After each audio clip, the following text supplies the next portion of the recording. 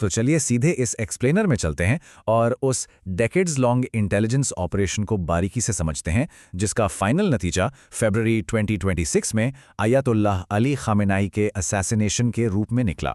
एक ऐसी स्ट्राइक जिसने पूरी दुनिया की जियोपॉलिटिक्स को हमेशा के लिए बदल दिया।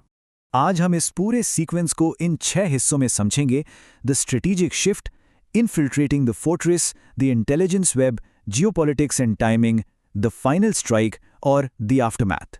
ये पूरी स्टोरी है ना, बिल्कुल किसी हॉलीवुड हाइस्ट मूवी जैसी लगती है, जो इनिशियल इंटेलिजेंस गैदरिंग से शुरू होकर एक अनप्रेसिडेंटेड फाइनल एग्जीक्यूशन तक पहुंचती है। शुरुआत करते हैं पहले हिस्से से, द स्ट्रेटेजिक शिफ्ट।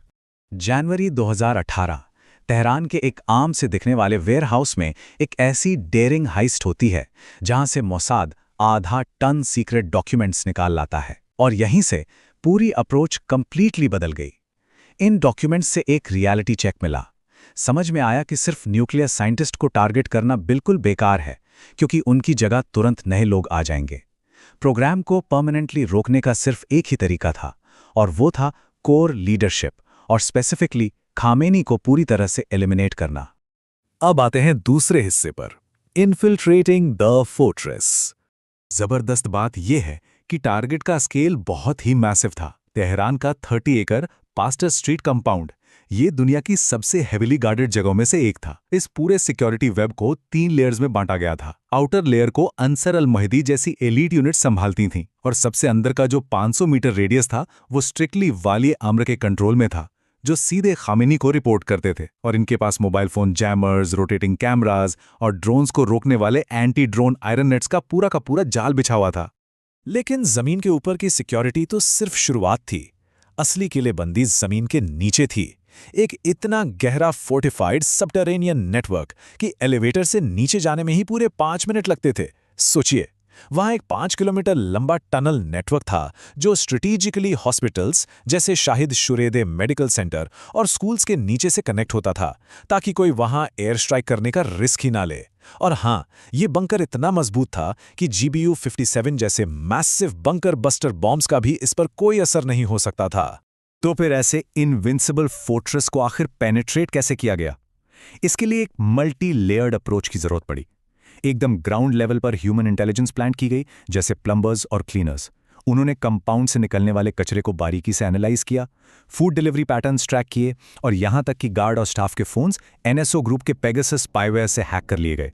हर एक छोटी से छोटी आम सी डिटेल पर पूरी नजर रखी जा रही थी। और अब बढ़ते हैं तीसरे हिस्से की तरफ, द इंटेलिजेंस वेब। इन्फिल्ट्रेशन के बाद सबसे बड़ा चैलेंज था उस रियल टाइम डेटा को मैनेज करना। ये पूरा सर्वेलेंस का खेल सालों तक चलता रहा, लेकिन अक्टूबर 7, 2023 के बाद इसमें एक बहुत ही ड्रामेटिक एक्सेलरेशन आया। ऑपरेशन अब सिर्फ इंटेलिजेंस इकट्ठा करने तक सीमित नहीं था, बल्कि एक एक्टिव एग्जीक्यूशन फेज में जा चुका था। सोचने वाली बात यह है कि जब 24/7 वीडियो रिकॉर्डिंग्स, लाखों इंटरसेप्टेड कॉल्स और सैटेलाइट इमेजेस आ रही हों, तो कोई भी इंसान इस मैसिव डेटा को प्रोसेस नहीं कर सकता। यही एंट्री होती है पेंटागन के बनाए गए advanced AI system project maven की। इसने क्लाउड कंप्यूटिंग के जरिए इन लाखों डेटा पॉइंट्स को प्रोसेस करके एक्शनेबल इंटेलिजेंस में कन्वर्ट कर दिया। और इस AI की कैपेबिलिटी हकीकत में हैरान करने वाली थी। सिस्टम ने खामेनी के चलने के स्टाइल, उनके गार्ड्स की शिफ्ट्स और उनके कॉन्वॉय की मूवमेंट को इतनी डीपली एनालाइज किया कि सिर्फ 90 मिनट्स में AI ने 98.7% एक्यूरेसी के साथ टारगेट की अगली मूवमेंट को प्रिडिक्ट कर लिया था। ये बिल्कुल नेक्स्ट लेवल था। तो दोनों साइड्स के बीच एक कमाल का कैट एंड माउस गेम चल रहा था। US और इजराइल KH-11 जैसी स्पाई सैटेलाइट्स और ओराइन जैसी एडवांस्ड इंटरसेप्शन टेक का इस्तेमाल कर रहे थे। उन्होंने तो ईरान में लगे चाइनीज ट्रैफिक कैमरास के फ्लॉज को ढूंढकर उन्हें भी हैक कर लिया था। दूसरी तरफ ईरान भी पीछे नहीं था। उन्होंने इस सर्वेलेंस से बचने के लिए फिजिकल ब्लाइंडफोल्ड्स यूज किए, इंटरनल नेटवर्क्स को फाइबर ऑप्टिक केबल्स पर डाल दिया और मूवमेंट्स को ठीक उस वक्त पर शेड्यूल किया जब US सैटेलाइट्स के ब्लाइंड स्पॉट्स होते थे। चलिए अब चौथे हिस्से को देखते हैं, जियोपॉलिटिक्स एंड टाइमिंग। अब परफेक्ट इंटेलिजेंस तो मिल गई, लेकिन एग्जीक्यूशन के लिए एक परफेक्ट जियोपॉलिटिकल विंडो का होना उतना ही जरूरी था। US की बाइडेन एडमिनिस्ट्रेशन डायरेक्ट स्ट्राइक्स को अवॉइड कर रही थी और रेस्ट्रेंट दिखा रही थी। इसलिए ऑपरेशन में एक स्ट्रैटेजिक डिले किया गया जब तक कि एडमिनिस्ट्रेशन चेंज ना हो। ट्रंप एडमिनिस्ट्रेशन आने के बाद इजराइल को वो पॉलिटिकल कवर और मिलिट्री बैकिंग मिल गई जिसकी उन्हें इस मैसिव स्ट्राइक के लिए ज़रूरत थी, खासकर तब जब उन्हें प्रो इजराइल कैंपेन फंडिंग का पूरा सपोर्ट था। जून 2025 में ऑपरेशन राइजिंग लायन के जॉइंट एयर स्ट्राइक्स के टाइम खामेनी ने एक वीडियो रिलीज किया। बड़ी इंटरेस्टिंग बात यह है कि ये इंटेंशनली लो क्वालिटी और ब्लर बनवाया गया था ताकि बैकग्राउंड का एम्बियंट बंकर नॉइज जैसे जनरेटर्स की आवाज़ छुपाई जा सके और एग्जैक्ट डेप्थ का किसी को पता ना चले। लेकिन इन सब कवरअप्स के बावजूद नवंबर 2025 तक Q1 2026 की स्ट्राइक डेट ऑफिशियली लॉक कर दी गई थी। इस कॉन्फिडेंस का लेवल आप इस बात से लगा सकते हैं कि डोनाल्ड ट्रंप ने पब्लिकली ट्रूथ सोशल पर लिख दिया, we know where Khamenei is. ये एक तरह से क्लियर इंडिकेशन था इंटेलिजेंस अपैरेटस के एब्सोल्यूट कॉन्फिडेंस का। ये आने वाली उस फाइनल स्ट्राइक का एक सीधा प्रिल्यूड था। 5वां हिस्सा, द फाइनल स्ट्राइक। तो इस स्ट्राइक के लिए जो विंडो ऑफ अपॉर्चुनिटी मिली वो इनक्रेडिबली नैरो थी। 23 फरवरी को एक बहुत बड़ा इंटेलिजेंस ब्रेक थ्रू होता है। पता चलता है कि 28 फरवरी को टॉप लीडरशिप की एक बड़ी मीटिंग होने वाली है। लेकिन कहानी में ट्विस्ट 27 फरवरी को आता है। इंटेलिजेंस कंफर्म करती है कि ये मीटिंग डीप अंडरग्राउंड बंकर में नहीं बल्कि एक सरफेस बिल्डिंग में, और वो भी सुबह के वक्त होगी। ये बिल्कुल एक गोल्डन चांस था, और इस चांस को देखते ही 27 फरवरी दोपहर 3:38 PM EST पर यूएस ने इस स्ट्राइक को तुरंत अप्रूव कर दिया। एग्जीक्यूशन एकदम फ्लॉलेस था। सालों पहले इजराइल की साइबर यूनिट 8200 ने ईरान के S300 रडार सिस्टम की सप्लाई चेन में एक डॉर्मेंट मैलवेयर छुपा दिया था। उसे अचानक एक्टिवेट कर दिया गया और सारे रडार्स ब्लैंक हो गए।